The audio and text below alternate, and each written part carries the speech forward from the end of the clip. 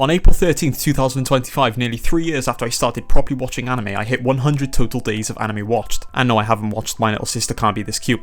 Yet. The time I spent watching was fun, but more importantly it got me through a lot of times and I'll be forever grateful for that. So after 100 days of watching anime, or 101.8 as of writing, I thought it'd be really interesting to see my stats. I'm not a Mal supporter, so I'm not getting as much as I could, but still. According to my anime list, 40% of everything I've watched has had action as a genre listed, with a mean score of 6.17, which also happens to be my mean score in general. 45.7 days of the 101.8 have been spent watching action anime, which makes a lot of sense. I always find myself searching for the next action, game, movie, anime to really blow my socks off and make me wriggle in my chair. And I do just think action in general is really entertaining, even if it's not anything crazy. Next up is comedy. Usually when I'm watching multiple anime at once, I like to balance it. One action, one drama, and a comedy or slice of life, or sometimes a romance, just to have something calmer to watch after all that crazy stuff. Comedy takes 39% with 35.7 days watched, probably because there's a lot of 12-episode manga adaptations compared to the longer action anime adaptations, usually getting uninterrupted 2 core seasons, or 2 parts, or 1,000 episodes or whatever. The mean score for this is 6.15, which isn't really surprising given how, for me, and I've seen some other people say this, anime comedy is quite hit or miss. I do think having a dub available helps a lot for comedy anime,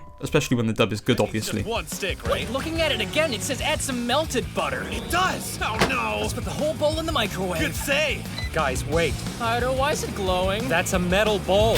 But even then, some types of comedy just don't hit. And when I watch them changes things a lot too. I would not have enjoyed Watamote as much if I hadn't watched it when I did. Third is drama at 26% and a mean score of 6.38. As I was getting into anime, I was on the hunt for drama anime, man. Like, after Anohana, nothing could quench my thirst for more of my own tears, and I really enjoyed watching all of those. A lot of them resonate with me while also just being really well made. Also, these genres aren't just for drama or action or just comedy. Like Outlaw Star, for example, is listed as an action and a comedy, so it would count as one for both. And on that note, 83 of the anime I've seen have been action comedies. I don't think the rest of these genres and themes are really all that interesting to go over, so I'm just going to leave it there, and here is a timestamp of all of the other parts of the video. So I'm just going to get into my top.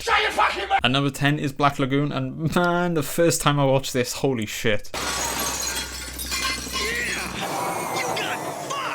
Animated by Studio Madhouse, and I'm sure you already know what I'm about to say. I do think the plot of some arcs are very, very weak, but you think I'm watching this for the plot? Okay, maybe. There are some great arcs, like the first 3 episodes of Season 2 especially, but the characters and animation absolutely carry this whole thing, and the dub too, oh my god. Reverie, what in the hell are you planning to do with this hostage now that you brought him with us, huh? Come on! You don't get it, do ya? You just don't get it, do you, Dutch? Think about it. We're getting paid 20 grand for this job. Only 20 grand! What's wrong with collecting a bonus by asking for a ransom? You're being too simple-minded. You wanna die, Benny? Not really. This is one of those anime I really hope would get a 3rd season, but the writer and illustrator Rei Hiroi barely releases chapters and the manga isn't that far ahead. After what the OVA series adapted, there's only 43 chapters until the series would be caught up, with the arc taking place right after being 25 chapters long. So if there was some 3rd season, it would likely just be that one arc, but then the OVA series adapted 33 chapters into 5 half-an-hour long episodes.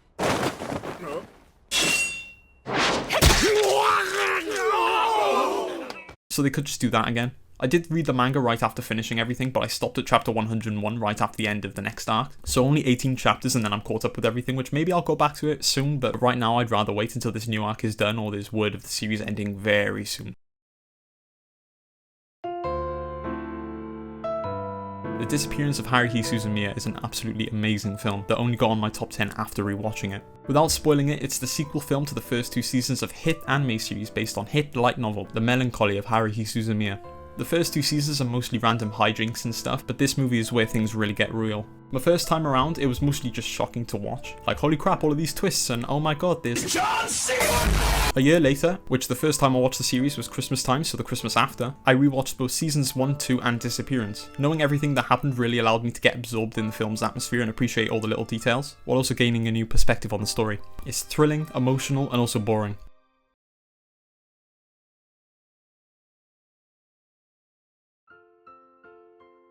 I sat on Planetes for way too long, but I picked the absolute perfect time to watch it. At the time I wasn't doing so great, and decided to watch it because why not? It's about space junk collectors, that's like super interesting. That's the initial premise anyway, but over time the series goes in directions I wouldn't have ever expected even in a million light years. Get it? Because space and okay, there's always this depressing undertone to every episode despite the main cast being quite cheery and upbeat. It doesn't always take over, but when it does, it's really something. The last few episodes spoke to me in a way I've never experienced in fiction, It felt personally addressed to me and changed my perspective on some things I had never really given proper thought to before. 7-bit fro inside Hepsican. Another Studio Madhouse banger, Naoki Urasawa's Monster. From the first episode I was hooked on this series and I literally enjoyed every single part of it too. All those little side stories were really interesting and some really got to me. The ongoing mystery was great of course, and it ended really well too. Like just all round it's an amazing series. There's no low points and there's a decent amount of episodes. I think it's just 10 out of 10. It's engaging, interesting, and always keeps a high quality no matter where the series goes. But there's so many other series that I think have reached greater heights at some point. Not This Is Bad. Listen, hear me out. I know it sounds bad, but Watamote is the greatest anime comedy I've ever seen. So I was really surprised to see how low the score is for this, and how many people just really don't like it, but you know, fair enough. It's my kind of comedy, super ultra cringe. It's absolutely hilarious to me, and genuinely had me laughing so much my sides hurt at some point. No! Tomoko, dinner! Oh, you're alone? Where's Tomoki? I thought I heard you two talking to each other up here. Did I not? How does it feel to be robbed of your freedom by one of the men you hate so much? Untie me! Hey, why are you touching me? And I really do like that there's hints of some deeper stuff. Like it's not all, haha, look how cringe this shit is. Like in episode 7 when Tomoko made an effort to create some nice memories with her brother after having a shitty day. Like it was played for comedy, but it's still nice anyway. The manga is still ongoing, and I've been caught up for ages now. It does have some really, really low points, but it gets even better than the anime sometimes. And right now I think it's close to ending, which I kind of hope it does, but also not at the same time. I'm not really sure how I feel about that. Every episode of Death Note literally had my eyes glued to the screen, volume right up and yelling, oh my god, every time something crazy happened, so like 5 times an episode. The last third wasn't that good. I don't think it was bad, it was just alright. And the first 2/3 more than make up for this slump. And it does come back up for the last 2 episodes. Every time anyone did anything, I was like, oh, how is L like gonna respond to this? I have to put Steins Gate somewhere, because it's what got me into anime. I do think it's a great anime, but I read the visual novel first, so I was watching it and like, so they changed that thing, and I prefer this thing in the original. And then dying of excitement seeing my favourite scenes animated. As an adaptation, I know it has its flaws, but it succeeds 100% in capturing certain aspects of the visual novel, especially Okabe's mental state. And in screwing up, I mean, changing a plot thing makes what he goes through even worse and makes the world seem even more harsh, as if it wasn't enough beforehand. Obviously, the anime isn't a substitute for the visual novel, but it's still worth watching first to gauge your interest in the types of stories the Sci-ADV series offers, and just because it's a great series anyways. Watch Gurren Lagann. It's the most hype and exciting, thrilling piece of fiction I've ever laid eyes on. Sure, it doesn't start off like that, but it's still really great, and it doesn't take too long to get there. Also, we all forget about episode 4, just forget that exists. The first half of the story already accomplishes so much that if they left it there, I'd be satisfied enough with it, but then they do a time skip.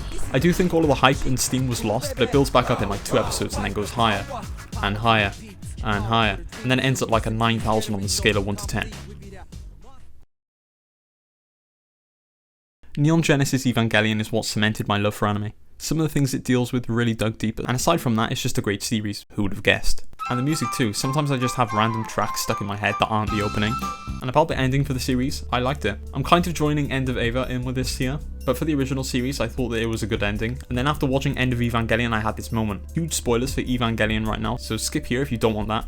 But my theory, or it may not even be mine, I'm not sure if I heard this somewhere else, but I think that the ending of the series is what would have happened if Shinji stayed in the weird LCL collective conscious thing. And obviously in End of Eva he refuses to stay there and leave, so you could look at it as End of Eva is a good ending, and the normal series is the bad ending. I remember really liking Evangelion in the beginning. It was fun, but had this weird feeling about it. Something was brewing, and after rewatching, like yeah, they really did mention the Human Instrumentality project quite early, which they then mentioned more during the last part of the series where shit really gets real. And some of that stuff was harrowing to watch, and it really got to me. Before finishing the series, I had seen a video about the watch order, and the person who made it said that it's best to give yourself like a week before watching End of Eva, just to soak in the series and prepare yourself. All I thought it was some confusing mindfuck, so why did I need to prepare?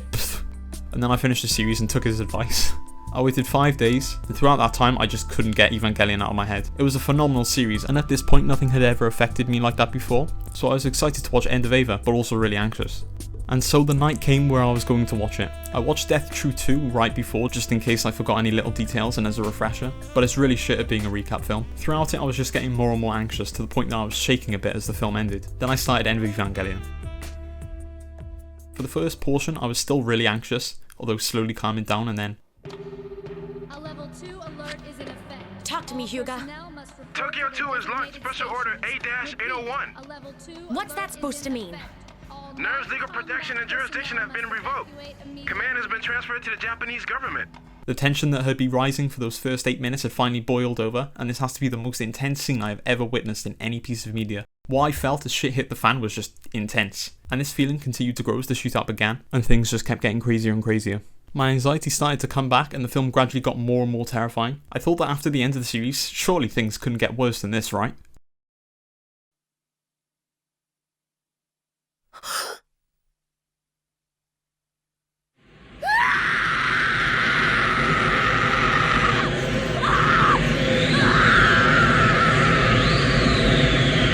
I was debating whether to turn off the film or not, when I hadn't even got halfway in. I knew that if I stopped I would never finish it, and if I kept going, well, at that point it was already too much for me and I was terrified. I wanted to scream, but it was like 1 in the morning, so... And then it came. Now it's time, I fear to tell. The credits. I thought, what the hell? Halfway through the film? Really? So many questions popped into my mind, but I had to push them aside. The film was giving me a chance to fully prepare myself for the next half. I managed to get through the second half, not without a whole bunch of tears, because, obviously.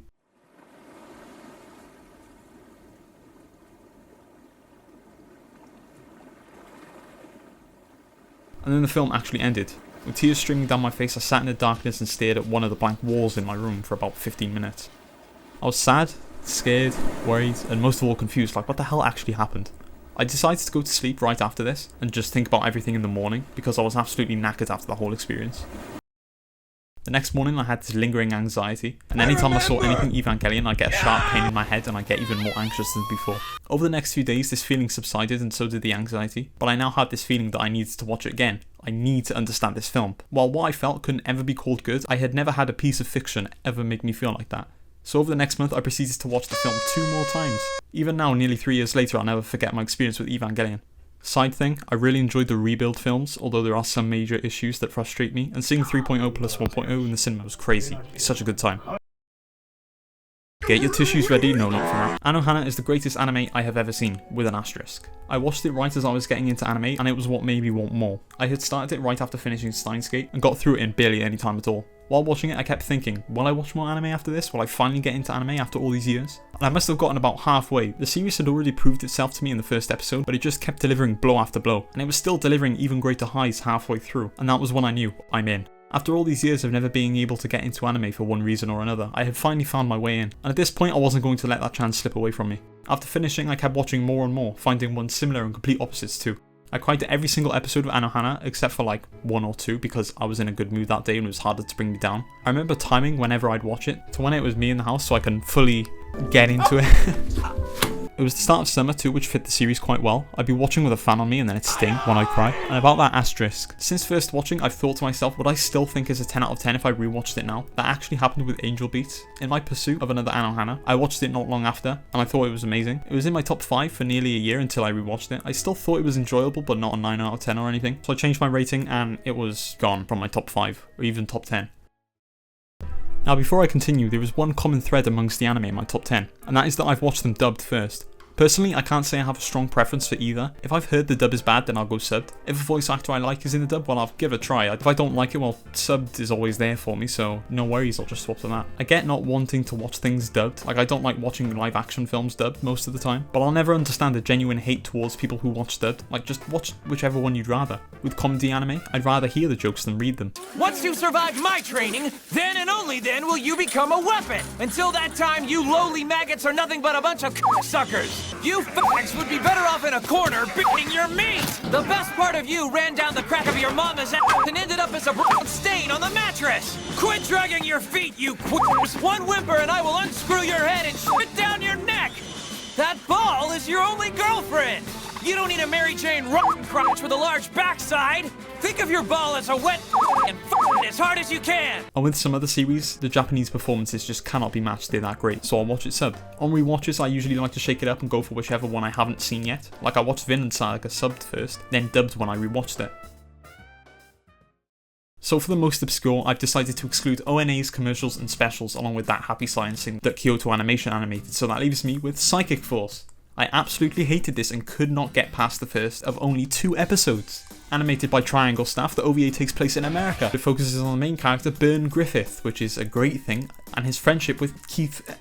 and his friendship with Keith Evans, That's actually hilarious. who's a psychic or psychica. I watched it dubbed and oh my god, is it atrocious to listen to.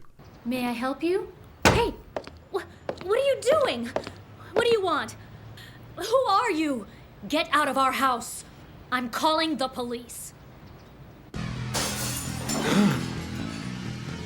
Where is he?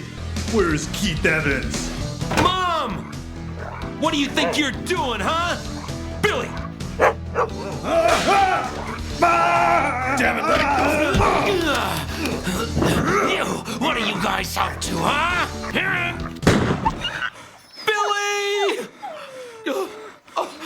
Billy! Kind of a good thing that we still don't know the names of the voice actors in the dub, and I found the first episode quite confusing according to my mal notes, although I highly doubt I was paying much attention when the animation looks like this. But I have a suspicion that the reason for this is because the OVA is based on a fighting game that got shit reviews.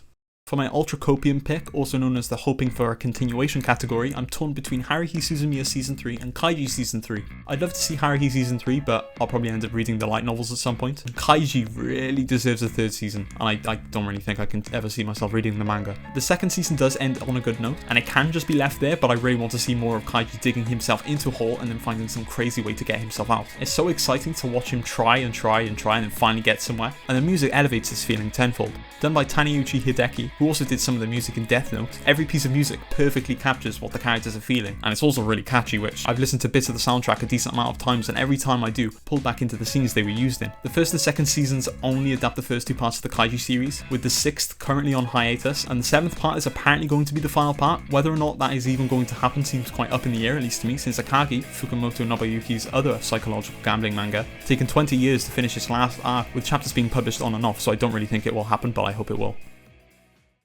This category is for an anime that started off really crappy, but eventually reached the point where I enjoyed it. The greatest comeback for me was Full Metal Panic. I wanted to watch it for over a year, and I did watch the first episode but never continued. I got around to watching it and it did start good enough, but then I thought it got extremely boring very quickly and I forced myself through it, hating every single moment of it. I'd finish watching a few episodes and then I'd be genuinely pissed off. I finished the series and gave it a 2 out of 10 because it would literally ruin some days for me. I know I shouldn't have done this, but I really wanted that knowledge so I could watch Fumofu, but I probably could have just watched it anyways. And a few months later I did watch Fumofu, and I thoroughly enjoyed it, becoming one of the best anime comedies I've seen. Then I watched the second raid, which was also really good. What have you done? What have you done? Then I watched Invisible Victory and thought that was also really good. I went from absolutely despising this series to really enjoying my time with it, and after this I do kind of want to rewatch it. Also, Invisible Victory ends with a cliffhanger that never got continued. They do have a new light novel series releasing, so hopefully they'll finish off the anime at some point, but you know, I've already done the Copium tier, so. I found my taste in anime to be quite odd. Some series I thought I would like I absolutely hated, some I got bored of incredibly quickly, and others I thought I'd hate I'd end up loving. One huge problem I have is that a lot of super popular things like Bleach, One Piece, Demon Slayer, Gintama, One Punch Man, Attack on Titan, I haven't really enjoyed, which gave me this feeling of watching everyone else have fun while I was watching After Lost, hoping it would be my next 9 out of 10. And I did worry that it made me look like someone who just hates X thing because it's popular, which is great, yay. A lot of candidates for this category I feel like I would enjoy much more on a rewatch, but one I do stand by is Demon Slayer. Never heard of that opinion before, have you? My problem with Demon Slayer is that it just felt way too boring. All of the characters were very one-note and stereotypical in the most annoying way possible. I especially hated Zenitsu and the pig guy because they would just not stop yelling. I'm usually fine with characters like that as long as they're funny, and the other characters bounce off them well, which is not Demon Slayer at all. Didn't really help with the voices in the dub are significantly more irritating than the sub, in my opinion, so I don't think it did. I did enjoy Mugen Train a bit more, and I do plan on watching more in the lead up to the Infinity Castle movies despite my hate for the first season. I already spoke about Watamote, so for this one I'll put Vladlove. I did love this series, but I did find it quite funny. I actually ended up watching it because I was super bored one night and shut my eyes on the A to Z part of Crunchyroll. I landed on Vladlove, read the description, and it just sounded way too weird for me not to watch it. The series is basically one big detour from the initial premise. Like, anything but story happens except for like one episode in the last episode, but I still enjoyed it for how absolutely stupid it was, and the opening and endings are quite good too. Damn! He ain't gonna be in Rush Hour 3. I've always been somewhat interested in anime, but everyone said it was weird or whatever, so I never tried to get into it and only really watched Pokemon and played the occasional game with an anime art style. I did, however, have a friend who watched anime and he did try to recommend me some. He said I should try Sword Art Online and Tokyo Ghoul. Now, I was a dumbass and kept thinking this Sword Art Online thing was a game, not an anime, or an anime based on a game, so why would I watch it if I could just play the game? Then I went home and just ended up searching Tokyo Ghoul into YouTube, maybe watch a few reviews and gauge my interest. Mind you, he had not told me what Tokyo Ghoul was about, and I was in year 6. I was 11 years old. And upon seeing the first result, I decided I would not be watching Tokyo Ghoul. Around this time, I did try and look into some anime, but the really popular stuff didn't interest me. The As the Near Me did have this one volume of some Dragon Ball series, which I was debating buying just to try it out, but then it was like £10, and for the same price, I could get like 3 Simpsons box sets off eBay, so I never ended up buying it. A few years passed with me occasionally thinking about anime, but never taking the time to really search for something that would appeal for me. Instead, playing Rainbow Six Siege and COD with my friends all day long. COVID began, and that was literally all I was doing, day in and well, day in. I was just on my PS4 playing Siege every single day, and as lockdown was easing, I found myself getting a bit tired of games. Over the next year, things just kept getting worse because I was still just playing these games. The only games my friends were willing to play were FPS games or FIFA, which I'm not the biggest fan of, so I'd usually skip that.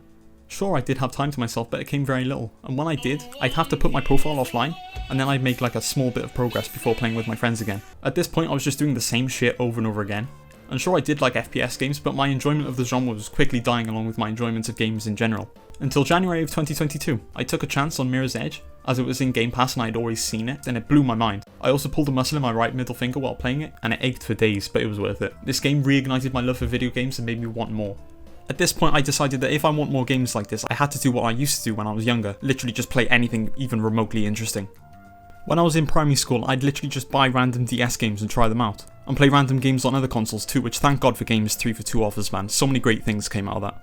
I'd just play anything I thought looked interesting, and it led me to playing a lot of different games from loads of different genres. Over the next few months, I played some other games from the Game Pass catalogue, but none of them were even close to giving me that same feeling. And then I remembered something. October of 2017, after begging my mum for months, I finally got a PS Vita, and I really enjoyed playing it despite not having many games for it at the time. So I decided to dig it back out and try going through some of the old games I had for it. I remembered how cool this little console was and looked through what kinds of games it had online. And hey, May was right round the corner, which is when me and my family were going on holiday, so why not search for some PS Vita games while I'm there?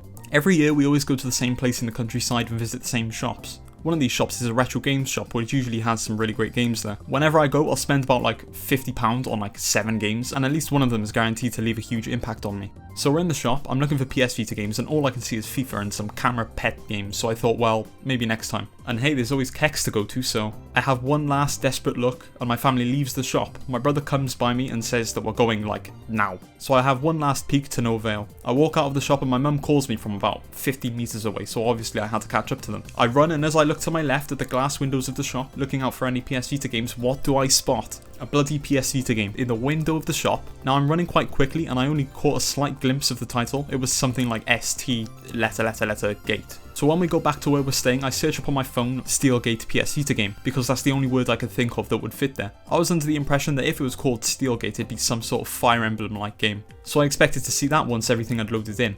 But then I saw some Steins Gate thing. I still watched the videos, but I wasn't sure if this was the right game or not. I found the videos quite interesting, and I actually started to hope that the game there was Steins Gate and not some Steelgate turn-based RPG. Then we had another look 2 days later, and I bought it. It was Steins Gate Zero's limited edition for the PS Vita. I had heard that Steins Gate Zero was technically a prequel, so I thought it was okay to start there. Which I would like to say, don't listen to anyone ever saying start with Zero.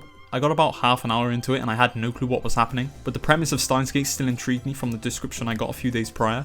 So I looked it up on Kex to see if they had Steins Gate in stock anywhere, whether it was the one back home or the one on holiday, which we were going to very soon.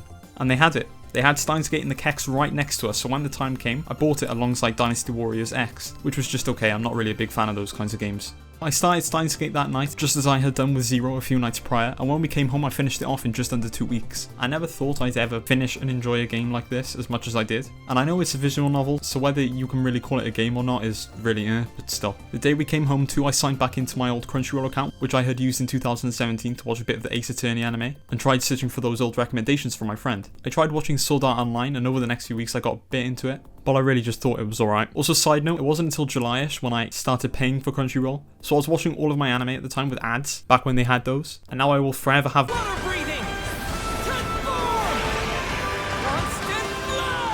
burnt into my head. Also the comments, which were gold. I ordered the Steins Gate anime Blu-ray almost immediately after getting home. I hadn't even finished it yet, but the moment I found out there was an anime adaptation, I just had to watch it afterwards. After this, I felt like I really had a chance to finally get into anime, and so I looked around for some more that interested me, that would give me the same feelings I got from Steins Gate. And it wasn't long later that I found Anohana.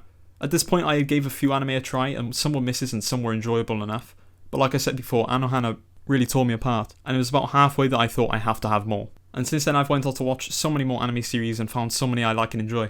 Way more that have really rocked me, and loads that have helped me get through some tough times since then. I do seriously think that if I had not got into anime at this time, I wouldn't be in such a good place right now.